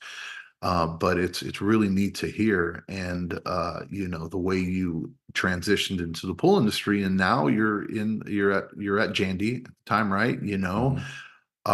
And you don't start off as a trainer, right? You were in service, correct? Correct. Yep. And so let's hear that portion of it, and how that journey took a hold of you, and how you got to where you're at now, sitting at this table. Yeah. How it sucked you in. Yeah. Exactly.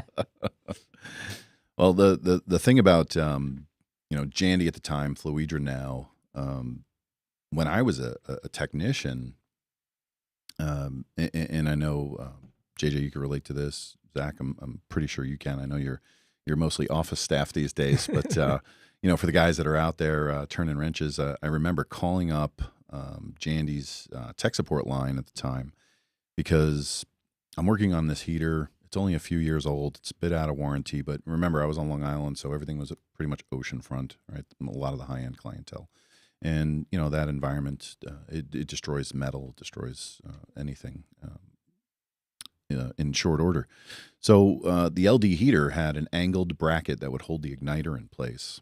And the 5/16 screw that held that bracket in place would always rust.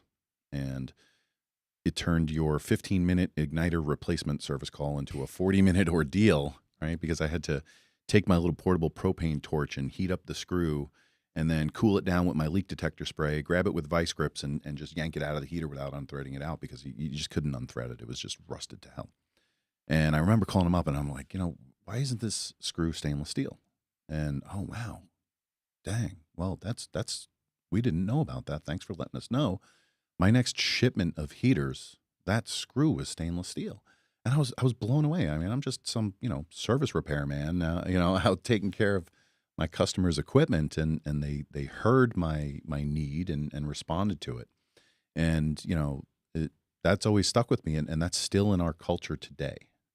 And so when I called up Jack and he was like, yeah, we're going to bring you on board. Once we went over the details of the job description and what my duties were going to be, it seemed daunting.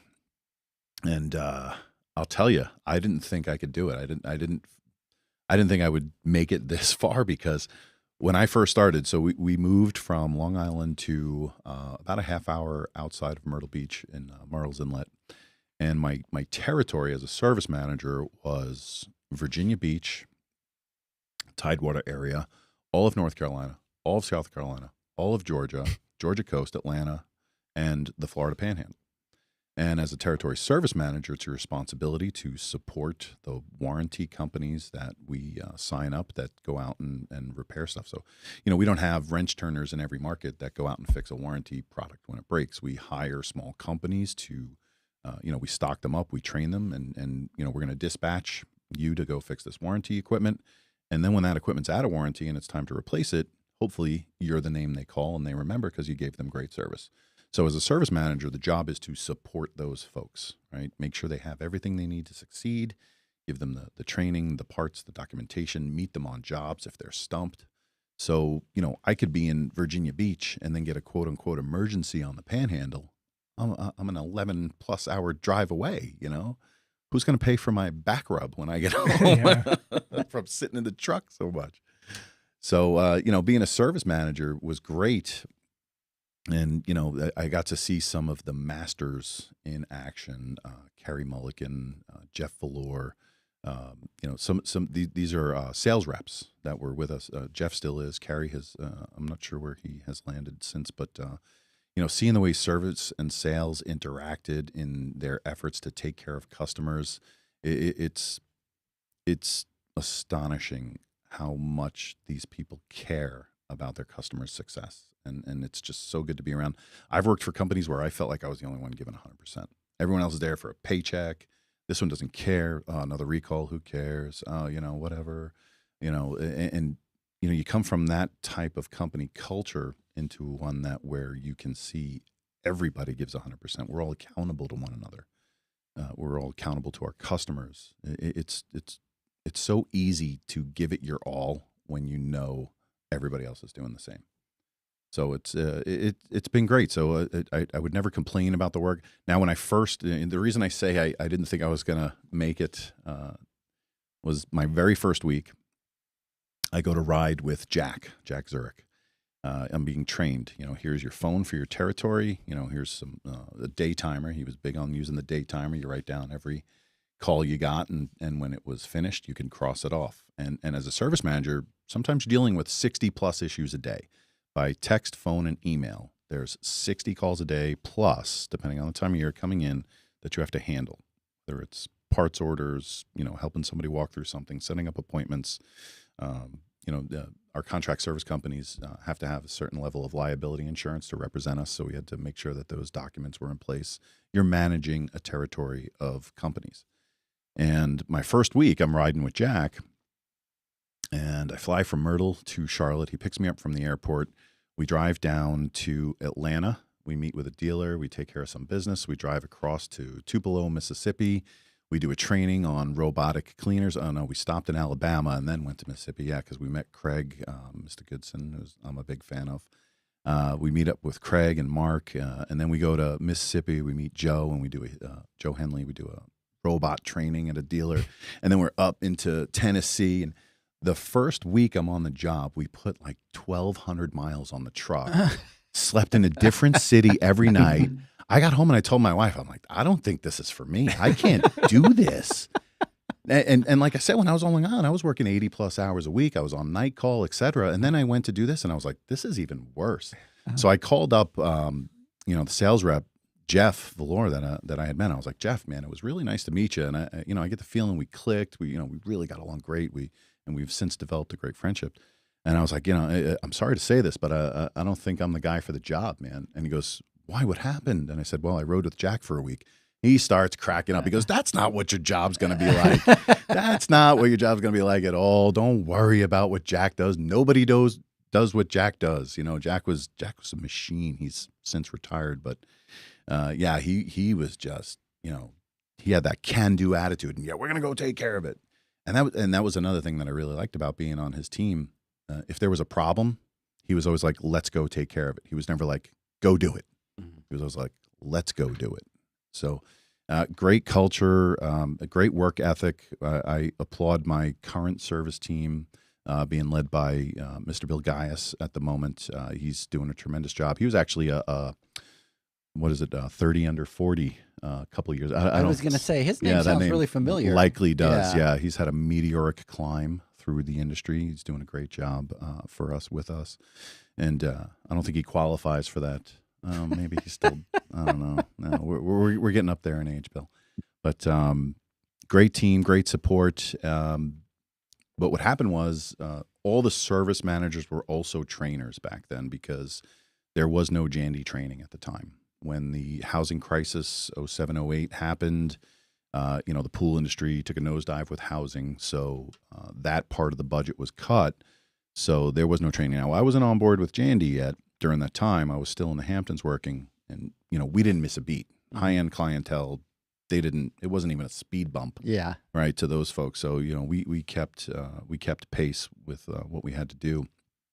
But I remember when I was a tech, I would take Jandy classes. It'd be a 3-day class. You'd learn about heaters. They would put these heater simulators on a table, and they would screw in little green camping tanks, little propane camping tanks, into a gas line, and they would light off a gas heater, like numerous gas heaters on tables in a hotel room. And nowadays, that's imagine that now, unheard of, right? The sprinklers would be going off, and it'd be chaos. You got all these heaters burning, all the carbon monoxide in the room, everybody falling asleep, God forbid, right? But Jandy training was always top notch, and I've sat in on all the trainings from all the manufacturers, and not just in this industry, like I said, with boilers and furnaces, et cetera. And Jandy training was always top notch. And going back again to my friend, Mr. Scott Ferguson, came to me. He was running tech support and service at the time. He said, we're thinking about bringing back Jandy training. And I was like, oh, that's awesome. We need that, because as a territory service manager, I got my hands full managing my territory. And now I'm also booking hotels for trainings. And trainings were just, here's a black and white printed pamphlet and a, multi-hour lecture, which, good luck staying awake for, right? Here's some caffeine and carbs. Do your best. Yeah. Just don't snore too loud, right? And I won't bother you. But, that was the training of the day. And when Scott said we're going to bring back Jandy training, I was like, that sounds awesome. Who else are you inviting? And he said, well, I'm going to ask Alex Krajewski, who's been a mainstay in service and training here at Jandy. He's been here. I mean, he's led his whole career since Jandy Industries when it was a mom and pop.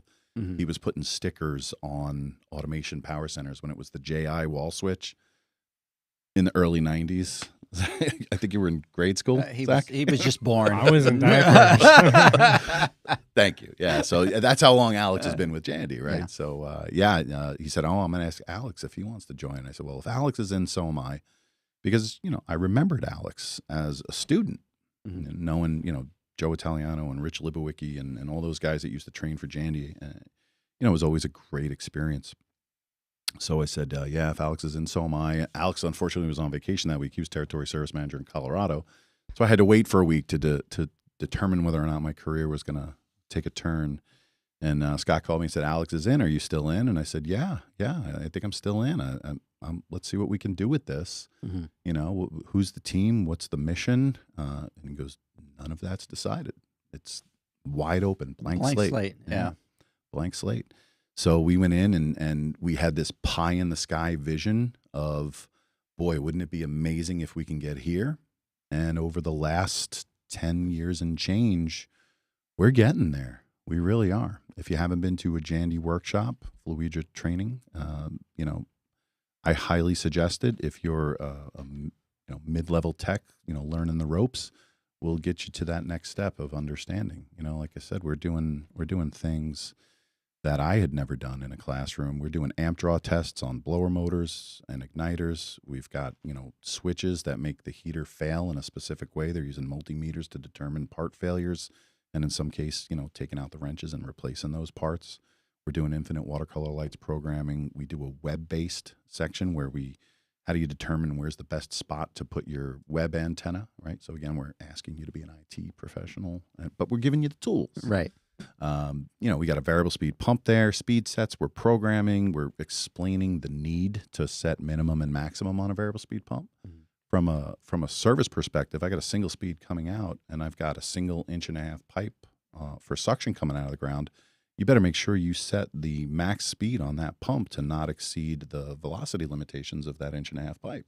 You don't just put it in and say, okay, the defaults are good. Where's my money? Let's get out of here. 3450. Yeah, send it, baby. Send it. No, 12 hours a day at 3450. Just like the single speed. No, there's a lot of nuance to everybody's product, right? So we try to give you those details so that it removes obstacles for you when you're out there in the field. We're trying to, we're not delivering content, we're delivering confidence, is the way I like to put it.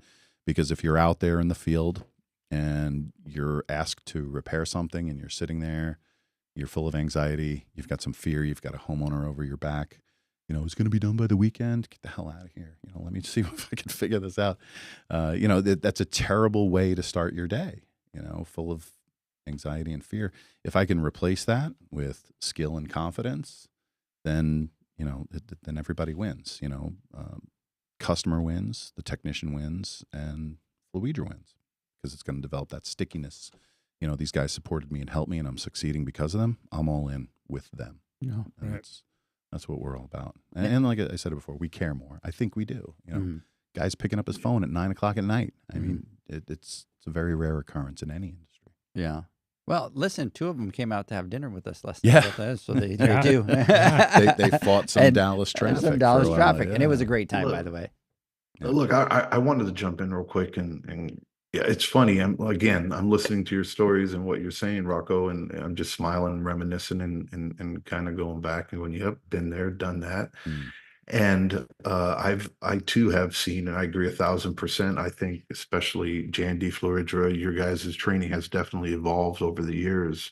And I've taken the classes or the 2-3 day classes done at the in my local area where you guys come down and you do the training where we break down the heaters and the automation and stuff. And Thank you. that's the stuff that we love and we want. At Pool Nation, we're all about education, right? We want to be able to bring quality content, quality education to everybody out there, right? So that they have the blueprints, they have the roadmap, they have the tools necessary in order to be able to excel at their job so they can be better, be more financially secure and level up the industry. But sometimes in the confidence thing really kicks when you say that, because I think that's where the biggest problem we have as an industry is the lack of confidence, and not only the lack of confidence in your skills to be able to repair, but the lack of confidence in your just ability to be able to talk to people or run a business or whatever Mm, it may be. And I think that's where our biggest shortfall is,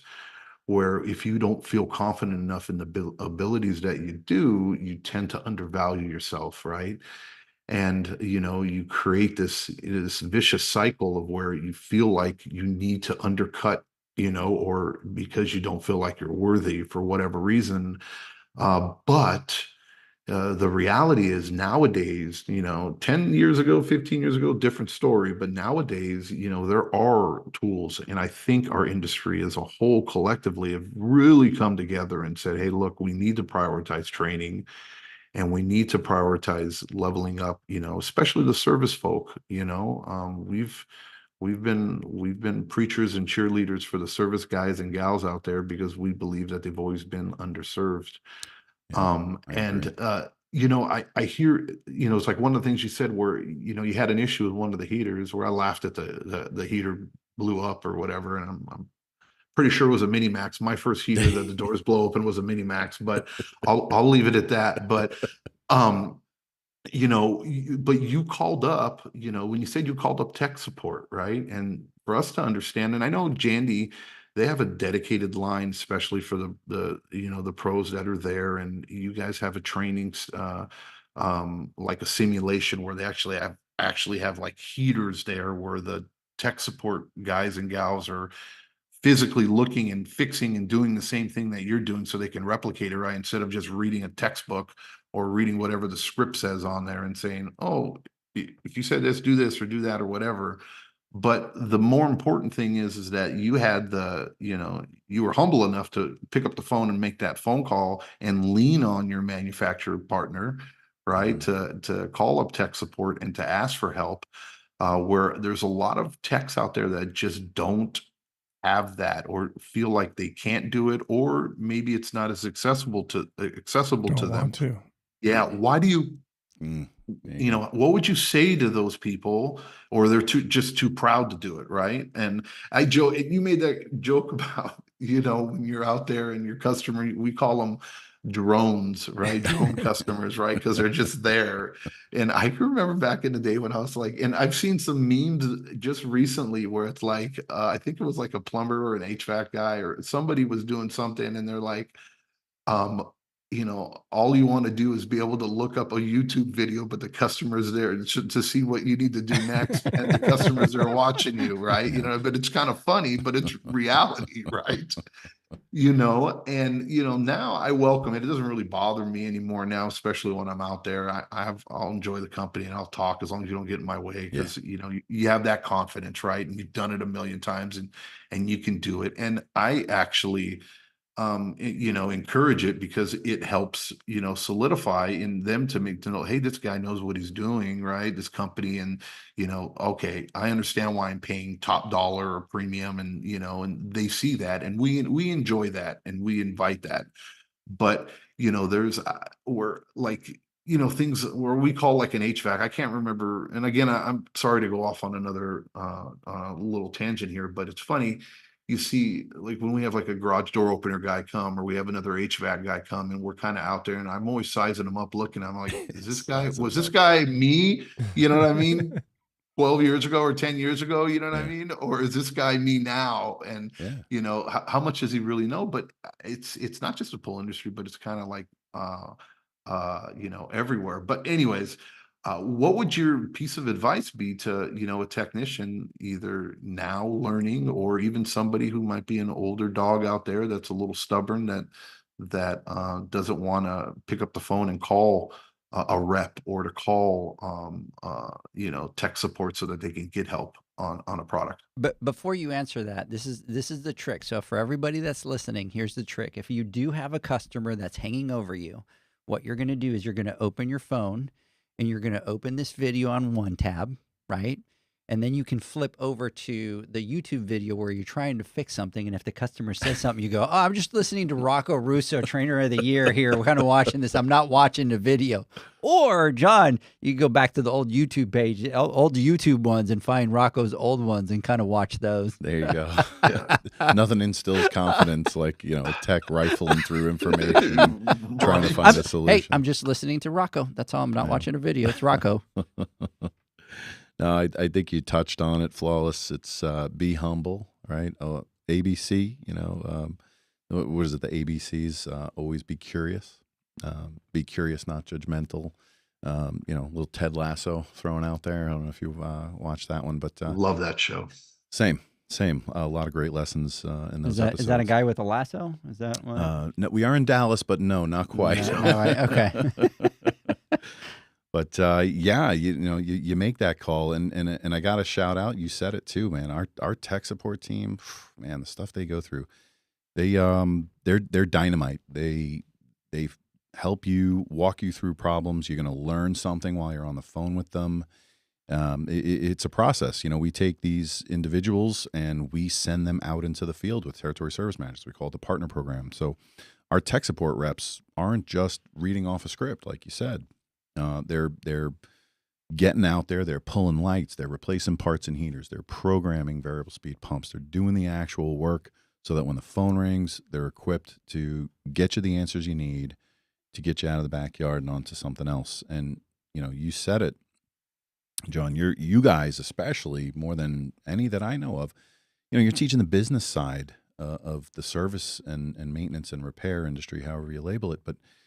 Somebody could be extremely skilled mechanically and not know a damn thing about QuickBooks or how to operate a computer. And, if you're at that level, you're in an distinct disadvantage if you can't run your business the way the business needs to be run.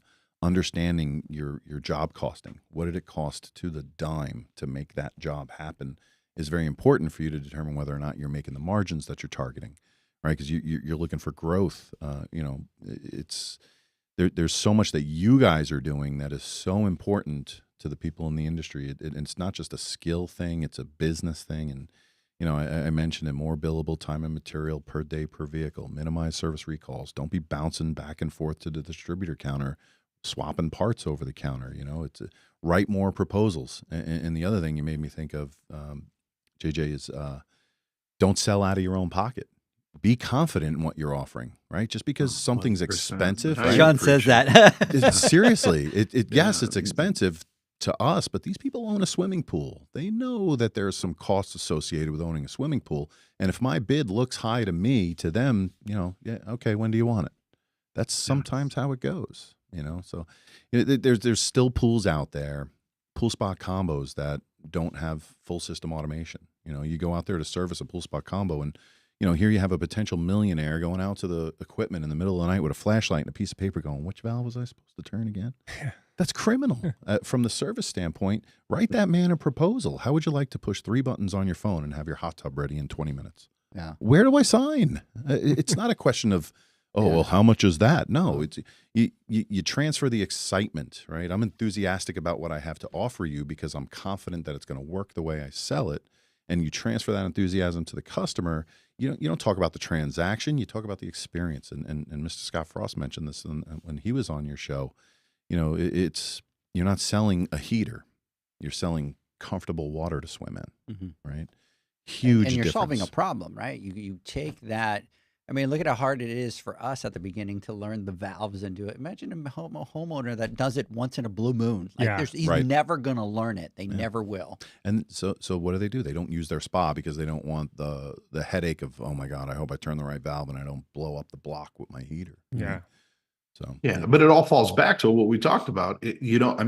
Look, with clients and customers, they don't know what they don't know, right? And it's our job as professionals to be able to supply or to offer these solutions to them and let them make the choice. You say, you don't shop with your own pocket. I always say, like, don't shop with your wallet, right? It's not about you. Your job is to offer them everything and explain the benefits and then tie, based off their lifestyle, what exactly what solutions you have in order to be able to meet those, those needs or those wants, that the client might have or don't even know that they need or Right. want. Yeah. But it again falls down to that one thing you said, which is confidence. Confidence. If you lack that confidence, if you don't understand what that system is capable of doing, if you don't even know that there's something out there that can do something, right? And then not even that, you might be able to sell it, but if you don't know how to install it, right, or how to support it, then Yep. that's where I think these our technicians are becoming, where they become gun shy, and that's where we're really missing the boat.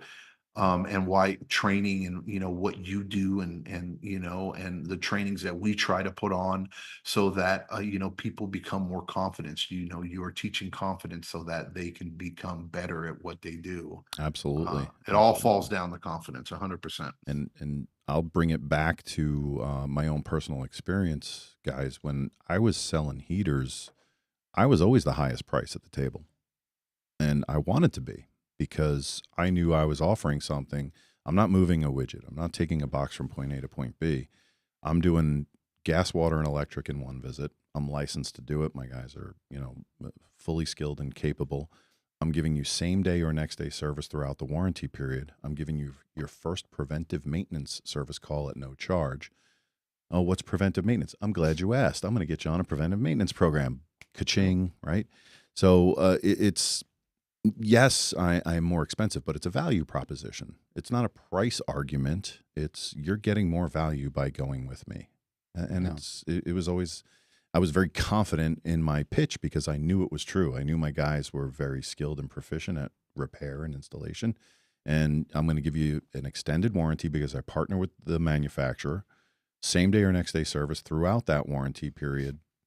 First preventive maintenance at no charge. I'm a one-stop shop. I'm doing everything while I'm, there in one visit. So you don't have to worry about which contractor would I call, the gas guy, the pool plumber, or the electrician if the heater breaks. No, you just pick up your phone and call me. We're going to take care of you. So it was, and that's that business side that, Right. these guys are very skilled sometimes at doing the actual work, but you got to tie that business piece together. So it's why I'm so proud and honored and happy to be here because I know you guys are moving that needle. And these are the things that need to be said out loud in this industry so that people can thrive. Yeah. Hey guys, believe it or not, we're almost at 2 hours. That's how quick Crazy. it's flying. I did want to talk about something really quick before we take a break and take a final word from our sponsors. Obviously you won Trainer of the Year at the Pool Nation Awards.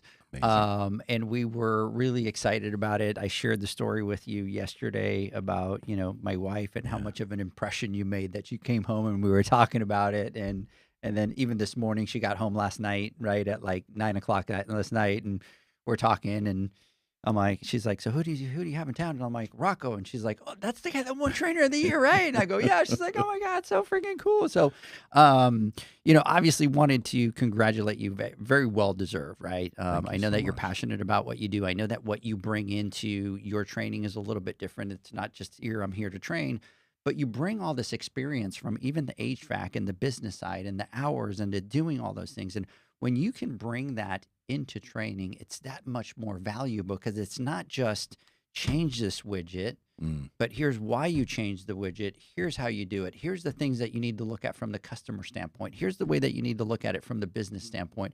And that just becomes so much more valuable to those people.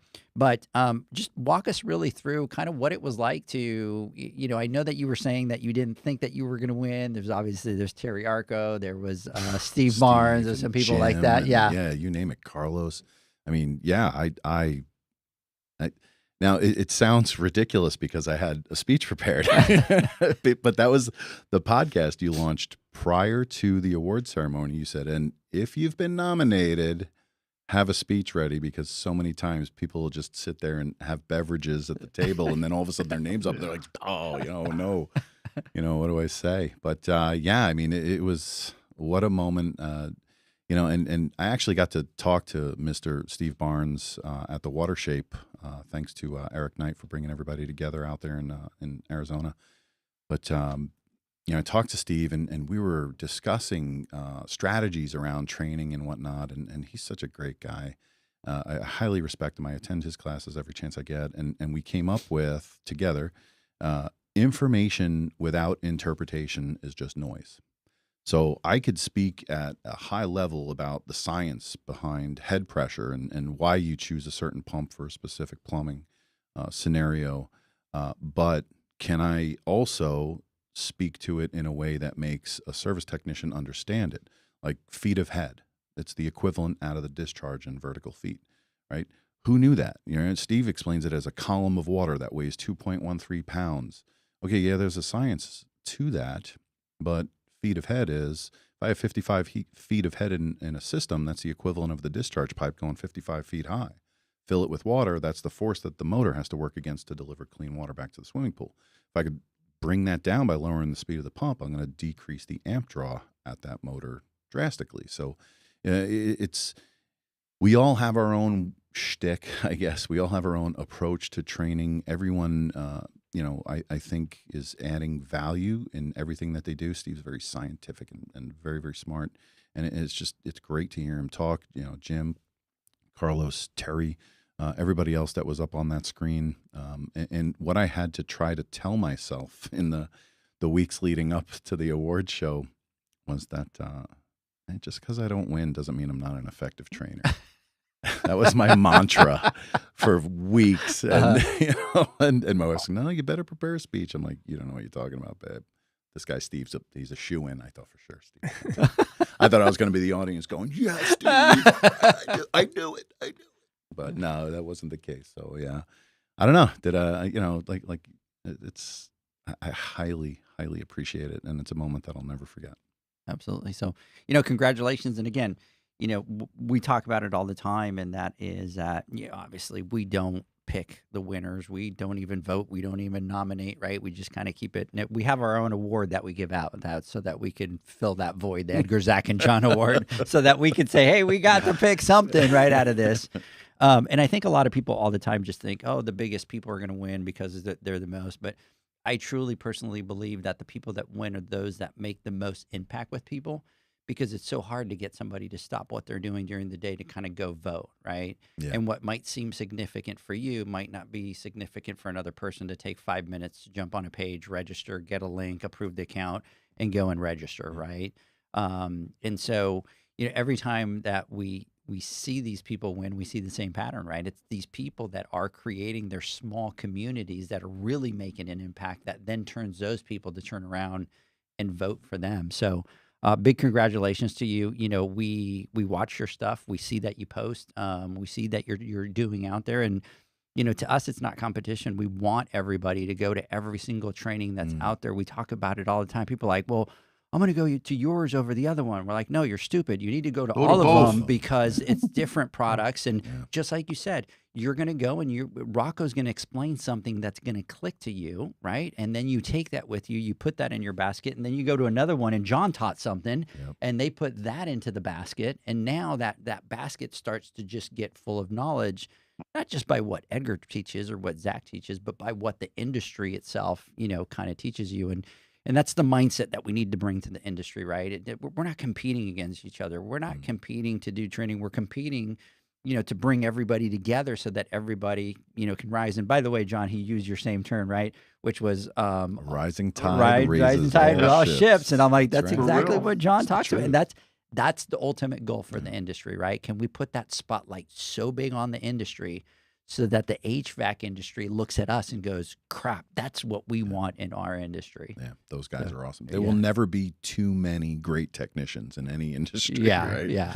So anyway, so big congratulations on that. Guys, let's do this. Let's take a word from our sponsors. When we come back, Mr. John and Mr. Zach, you better be ready because you haven't done final thoughts for about 3 weeks. So we'll be right back. I'm ready, baby. Pool pros have specific needs when it comes to general liability insurance. The SPPA program has you covered. With 3 tailored and customizable general liability options, SPPA makes it easy for pool pros to feel secure. Find out more and get covered at thesppa.com.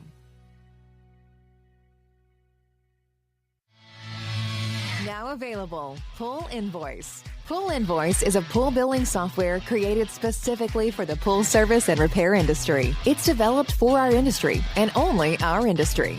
pull invoices. You can print, email, text invoices, or even send via WhatsApp. You can add reoccurring or yearly charges, accept credits, and set up autopay. You can even see when customers have seen the invoice. It even has a customer portal where they can log in and see, print, and pay invoices. It has all your customers' information on one page, so you don't need to search through hundreds of invoices looking for the one you need. Just go to the customer profile and it's all at your fingertips.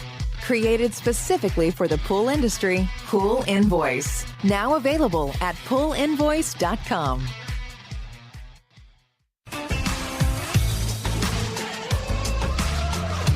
Blu-ray XL is the power of minerals working for you. Reduce your overall chemical costs and labor up to 50% guaranteed. Whether you have 20 accounts or 20,000, Blu-ray XL's direct pricing and free shipping to the pool trade have you covered. Improving pool professionals' profit and work-life balance is what they do. Blu-ray XL, the real mineral purifier. Visit them at BluRayXL.com. Blu-ray all day.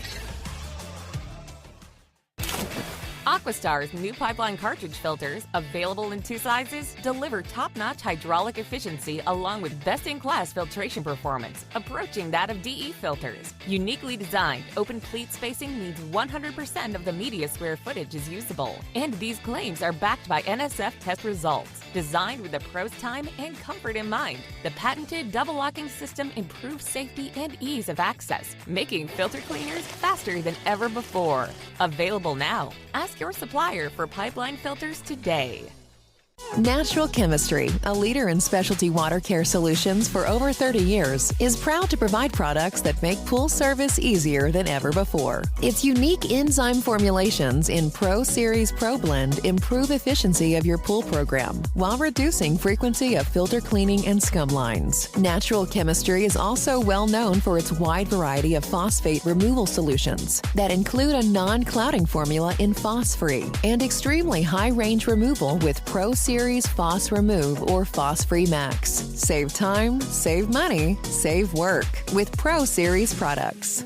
Stop sacrificing durability or efficiency with the help of Raypak's new Avia HD models that utilize NITEC, their exclusive industry-first technology. NITEC heat exchanger technology is Raypak's latest solution to superior strength and maximum efficiency when it comes to residential pool heating. With 900% more nickel compared to copper nickel in critical surfaces, NITEC creates an ideal surface to protect against scale formation and erosion without compromising on Avia's 84% thermal efficiency. Learn more at raypak.com/NITEC.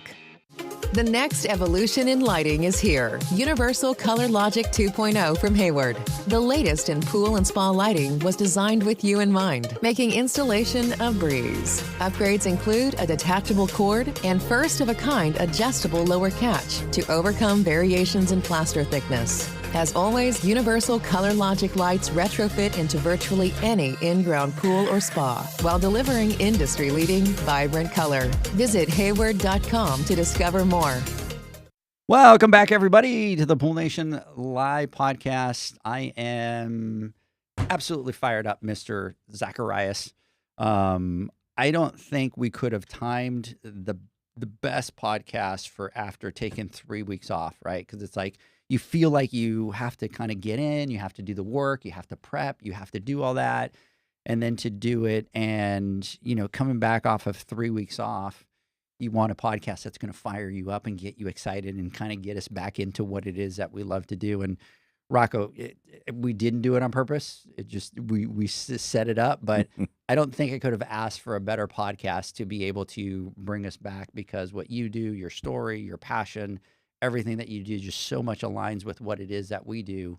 So as Zach says, I'm ready to just kind of extrovert more and just, Can you see it, John? I'm fired up, John. I'm fired up, John. Well, you know, I was regretting not being there. I'm kind of glad now that I'm not. I miss.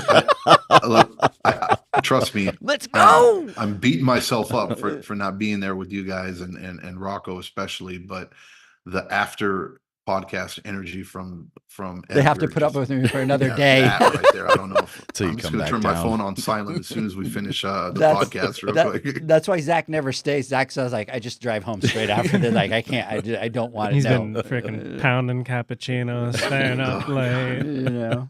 So, Mr. Zacharias, let's get some final thoughts. Yeah, no, this was a great episode, and I want to kind of echo what Edgar was saying about being fired up as a result, because we've talked a lot throughout the years about how every customer, and I would say like pool business owner, pool company, every customer, their experience is based on their individual rep, right? Because across the country, there's reps all over, there's different markets, and you've got a variety of different people, different personalities. And so it's not a one experience fits all Right. in any company. And when we look at training, the training and the knowledge that people retain and that they're able to kind of, be willing to show up for, put in the work, open themselves up to retain that information is heavily reliant on the person delivering the content and how that content is delivered. And if the delivery doesn't land, then that confidence that you talked about is never built. And if we don't have that confidence being built, then we won't rise as an industry. And I think from just getting to hang out with you, listen to kind of your approach on how to train and your servant leadership style that you talked about, it's really motivating to me. And you've had a lot of wisdom and you've accomplished a lot. And I think that for me, the big takeaway from being here with you today is that hard work matters.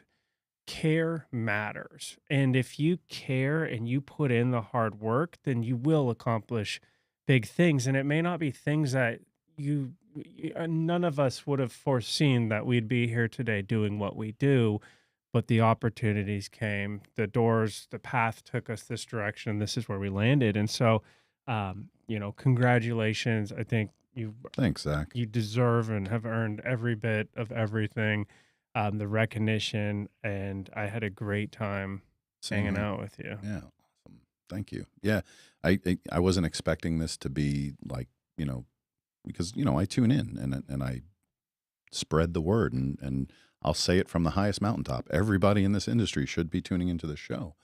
I wasn't expecting it to be like just, oh no, the focus is on you. I was like, whoa, wait a minute. When I asked Edgar, I was like, so what's the topic? Are we talking product? Are we talking heat? I could talk about heat all day, right?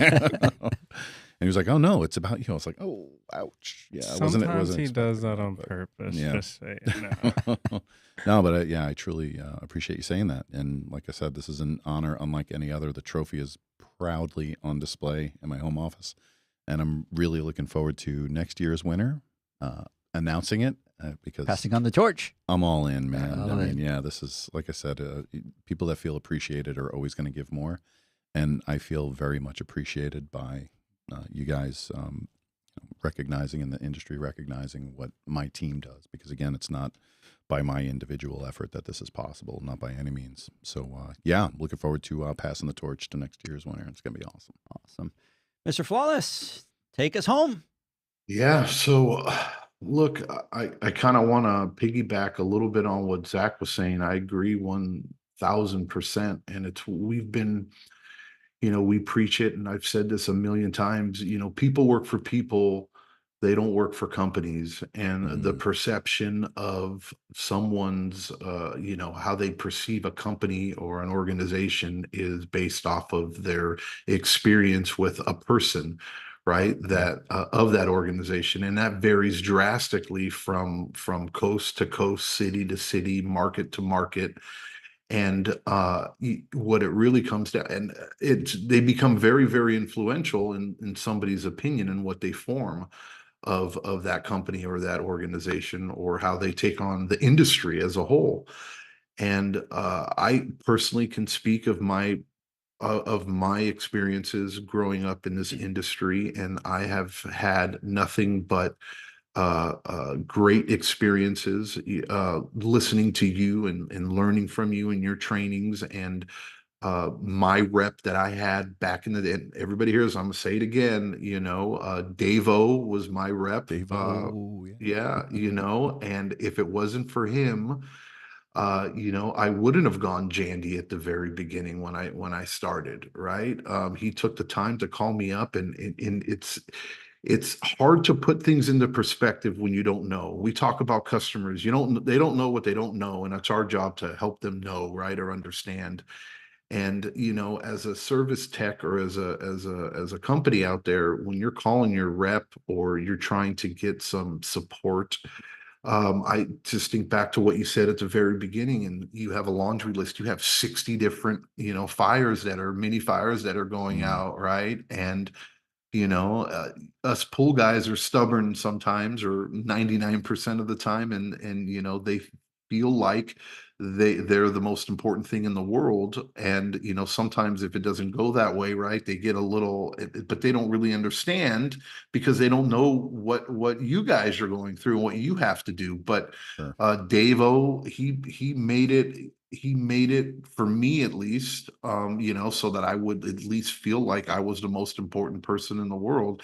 And that matters in an organization, right? And I think that's what Fluidra or Jandy, especially in my experience, has been able to do while I was growing up in this industry.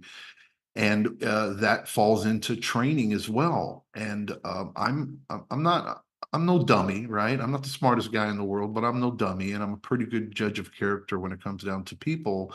And I take training very, very seriously, and I can tell from persona and how people just come off when they do trainings, that they're not cut out for it, or they don't want to do it. And too much in our industry, I've attended trainings where it, the person drew the short straw, right? And they're just there doing a presentation, going over a PowerPoint, and I'm like, wow, what a waste of my time, right? You know what I mean? This, for him, for me, for everybody here, and it's frustrating. But I can wholeheartedly say, when I watch you train, or when I've listened to your videos, and I've been on your webinars listening to as well, that you're one of the good guys, brother. And you are a blessing to our industry, and we need more of you and more like you. It's very hard to put yourself out there, and to train, and to do the things that you do so well, and and to have the passion behind it. You can't fake that, and we You can only feel it. fake it so long. Yeah, you can, exactly, You that can only honeymoon fake it period, so or whatever long. you want. Yep. But you definitely, my friend, you have that fire, and you've found your niche, at least from my eyes, right? And Thanks, bro. you have impacted a lot of people out there. And I'm sure you didn't know my story, and there's thousands of others of pool professionals in the industry, right? When you say you've been up, you were up against some legends out there, right? Yeah. But there are so many pool pros, and we cater to the pool pros, right? And to the service guys and gals, that you've touched their lives in the same way too, right? Where, they feel that they've gotten something out of you, either through the experience on a one-on-one training, or via your videos or webinars, or the literature you do, anything. And I just want to wish you continued success, and hopefully we see more and more and more of you. And I look forward to meeting you in person next time you're out in Texas. So if you ever come back out to Texas, let me know, and I'll make sure that we fly out, and we Will meet, do. and hopefully we can chop it up a little bit and go out to dinner. I'll show you how to eat well. That's what I heard. Yeah, I did. Yeah, I I'll did show you hear how a to little eat well. story But about anyways, that. Yeah. thanks for coming out. Thank you, man. Really My pleasure. appreciate it. Well deserved on the award. And thanks for everything. Thank you. Yeah, knowing that you're making an impact it makes all the difference in the world. So thank you so much for the kind words and the recognition to the whole industry. Everybody that voted for me. I mean, even now I was in Indianapolis, and I'm teaching a class. Oh, hey, I voted for you. Nice. I swear to God. Yeah, no, it How is. It's cool is great. that? It's great to Yeah. know that people appreciate what you're doing, because, like I said, if you're appreciated, you're going to give more.